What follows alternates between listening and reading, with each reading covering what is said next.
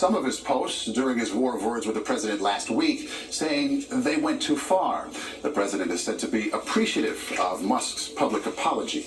After 2 days of trade talks in London, representatives of the United States and China went home with a deal that may ease tensions but breaks no new ground. Here's Money Watch correspondent Kelly O'Grady. So the U.S. and China have essentially negotiated their way back to what both sides agreed to last month.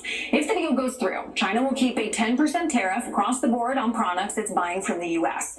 The U.S. will maintain its 30% total tariffs on Chinese imports. But remember, that's on top of the 25% import tax on certain products that date back to the first Trump administration. So altogether, some goods, such as certain chemicals and medical equipment, will be taxed at a rate of 55%.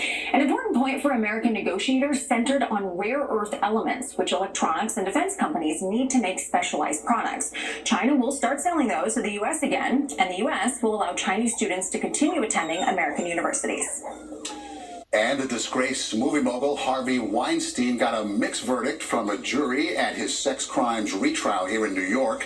Weinstein was found guilty of assaulting one woman and not guilty of assaulting a second woman. The jury has reached no verdict yet on a charge he raped a third woman.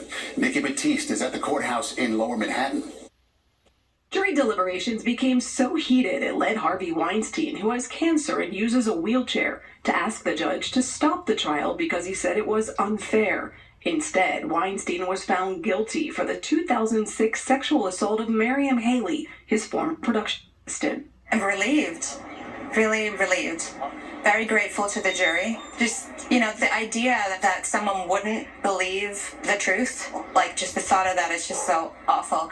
And I'm just so grateful and relieved that, they could say the obvious. Weinstein was convicted on the same charge 5 years ago, but that verdict was thrown out on a technicality. In a phone interview last week, Weinstein said his actions were stupid. I have regrets that I put my family through this, that I put my wife through this, that I acted immorally, but never illegal, never criminal. Weinstein was one of the most successful movie producers in Hollywood. Accusations against him galvanized the Me Too movement as women demanded accountability for sexual harassment and assault.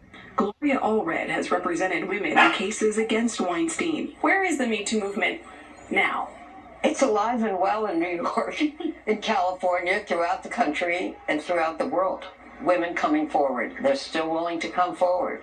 Do you worry that this not guilty charge might deter some women from coming forward in the future?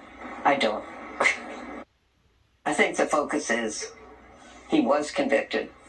He's in his 70s. If he spends 20 years in prison with his health challenges, that's a long time. Weinstein still has to serve as senior